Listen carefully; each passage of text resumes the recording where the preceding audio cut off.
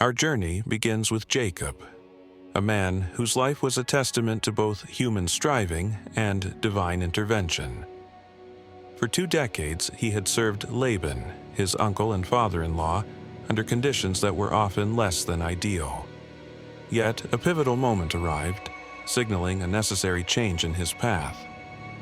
The reasons for this impending departure were manifold, rooted deeply in the shifting dynamics of family and fortune. Laban's own sons began to voice animosity, accusing Jacob of appropriating their father's wealth for his own gain. Their words sowed seeds of discord, creating an atmosphere of resentment. Beyond the sons' accusations, Jacob himself perceived a palpable change in Laban's demeanor. The warmth, or perhaps the pretense of it, that once characterized their relationship had cooled. Laban's countenance no longer favored Jacob as it once had, hinting at brewing trouble. Amidst this growing tension, a divine imperative emerged, guiding Jacob's steps. The Lord, the God of his fathers, commanded him to return to his homeland, to the land of his birth. This was not merely a suggestion but a direct instruction, echoing promises made long ago. Crucially, this divine command came with an assurance of unwavering presence. God promised to be with Jacob, offering comfort and strength for the arduous journey ahead. This divine pledge underscored the sacred nature of his return. Before embarking, Jacob gathered his wives, Rachel and Leah, to explain the profound shift in his circumstances. He spoke of Laban's altered attitude, confirming his own observations. Yet, he also affirmed that despite Laban's changing heart, God had remained steadfastly with him. Jacob recounted his diligent service, emphasizing the 20 years of labor he had faithfully rendered to their father. He highlighted his unwavering commitment, tending Laban's flocks with meticulous care and dedication. His integrity in service was undeniable. He then laid bare Laban's repeated deceptions, detailing how his wages had been changed 10 times. This pattern of exploitation revealed a deep-seated avarice that Jacob had endured for far too long. It was a stark illustration of human greed. Yet, Jacob also testified to God's powerful intervention, preventing Laban from inflicting further harm. Each attempt to diminish Jacob's prosperity was met with divine protection, a clear sign of heavenly favor. God's hand was evident in his preservation. Divine intervention also ensured Jacob's remarkable success in breeding livestock. The increase in his flocks was not merely due to his skill, but a direct result of God's blessing. This prosperity was a tangible sign of God's covenant faithfulness. He then shared a profound dream, a vivid confirmation of God's intimate awareness of Laban's unjust actions. In this vision, God revealed his oversight of every wrong committed against Jacob. It was a divine validation of his suffering.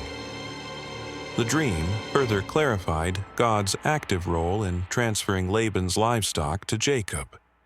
This was not theft, but a divinely orchestrated redistribution of wealth, a rectification of past injustices.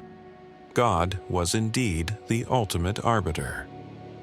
Finally, God identified himself as the God of Bethel, reminding Jacob of the solemn vow he had made there years ago. This powerful reminder underscored the covenant relationship and the divine expectation for Jacob to fulfill his promise. The time for return had come.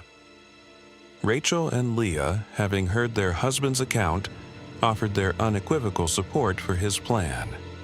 They expressed their own sense of alienation, feeling they had no true inheritance left from their father.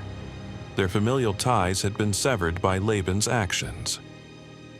They lamented being treated as outsiders, sold off, and their dowry money consumed by their father. This profound sense of injustice fueled their desire for a new beginning. They felt their worth had been diminished. They affirmed that the wealth God had reclaimed from Laban rightfully belonged to them and their children. This was not ill-gotten gain, but divine restitution for years of exploitation. Their future was tied to this new prosperity. With conviction, they encouraged Jacob to proceed as God had commanded. Their unity and resolve strengthened Jacob's determination. The family was now aligned with the divine will. With the divine mandate and his family's support, Jacob made his move. His departure was shrouded in secrecy, a necessary precaution given Laban's volatile nature. He fled with his entire household, leaving no trace of his intentions. He took his children, his wives, his vast herds of livestock, and all the property he had acquired through years of toil. This was not merely an escape, but a migration of an entire burgeoning family and its wealth. Their destination was clear.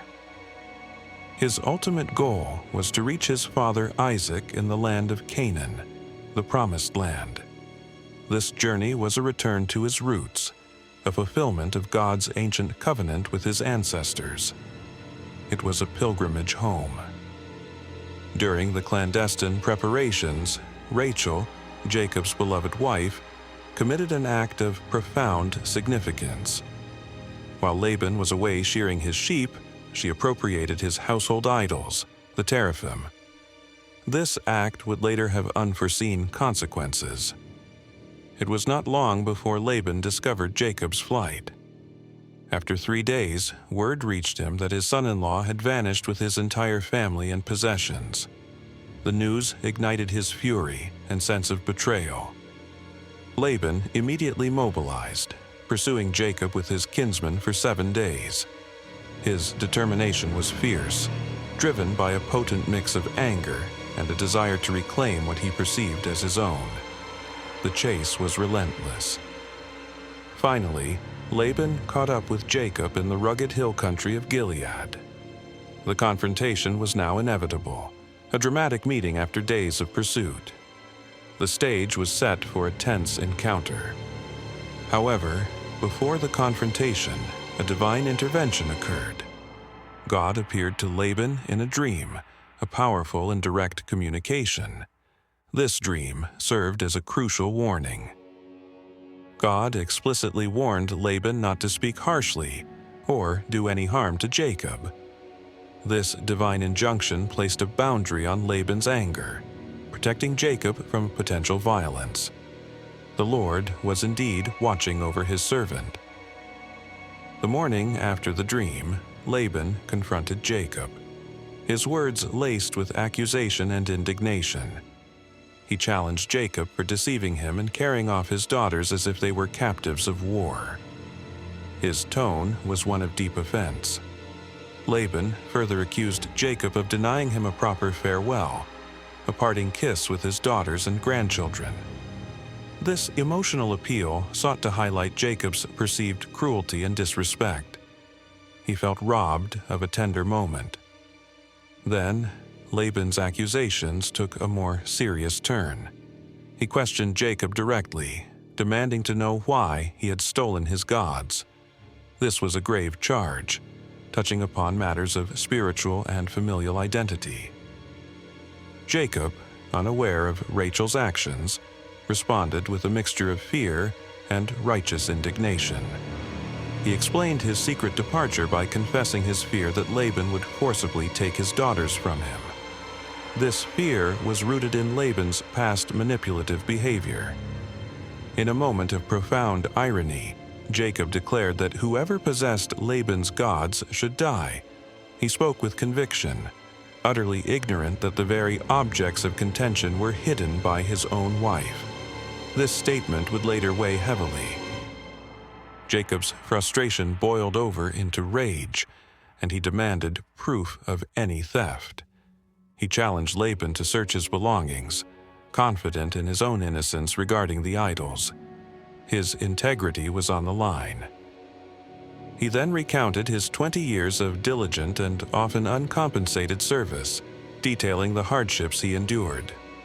He spoke of scorching heat by day and freezing cold by night, and the constant vigilance required to protect Laban's flocks. His labor was immense. Jacob emphasized God's unwavering protection and intervention against Laban's unfairness. He declared that had not the God of his father, the God of Abraham and the dread of Isaac, been with him, Laban would have sent him away empty-handed. God was his vindicator. Laban, now emboldened by Jacob's unwitting declaration, began his search for the idols. He meticulously searched Jacob's tent, then Leah's, and finally the tents of the maidservants. His quest was thorough and determined. Rachel, however, had cleverly hidden the idols within a camel cushion and was sitting upon them. Her quick thinking allowed her to conceal the objects from her father's prying eyes. The secret remained safe. When Laban entered her tent, Rachel feigned her menstrual period, claiming she could not rise in her father's presence. This culturally sensitive excuse prevented Laban from demanding she stand, thus keeping the idols hidden beneath her. Her deception was effective. Despite his exhaustive search, Laban failed to find his household idols. The objects remained concealed, leaving him frustrated and without the evidence he sought. The confrontation reached an impasse. With the search concluded and no idols found, Laban shifted his approach, acknowledging the impasse. He conceded that his daughters and grandchildren, though born under his roof, now belonged to Jacob. He then proposed a pact, a formal agreement to resolve their conflict. He suggested that the Lord himself be a witness between them, invoking divine oversight for their covenant. This elevated the agreement beyond mere human promise, imbuing it with sacred weight. God would be the ultimate guarantor. Jacob responded by setting up a large stone as a memorial, a tangible marker of their impending agreement. This ancient practice symbolized the solemnity and permanence of their covenant. It stood as a silent witness. His kinsmen then gathered more stones, forming a mound alongside the memorial pillar. This collective effort solidified their commitment to the pact. The mound would serve as a lasting testament. Laban named the mound Jegar Sahadutha, an Aramaic term meaning heap of witness. Jacob, in turn, named it Galid, the Hebrew equivalent, also meaning heap of witness. Both names underscored the purpose of the monument. It was also named Mizpah, signifying a place where God would watch between them. This name carried a profound spiritual weight, reminding both parties of divine scrutiny over their actions. God's omnipresence was invoked. The terms of the covenant were then laid out, beginning with a pledge against mistreating Laban's daughters or taking other wives. This protected the women and ensured their rightful place within Jacob's household. Their welfare was paramount. A clear boundary was established, a line over which neither man would pass with hostile intent.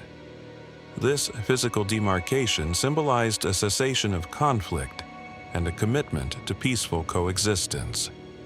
It was a promise of non-aggression. The God of Abraham and the God of Nahor were invoked as witnesses and as maintainers of justice between them. This appeal to their shared ancestral deity underscored the gravity of their oath. Divine judgment would fall upon the transgressor.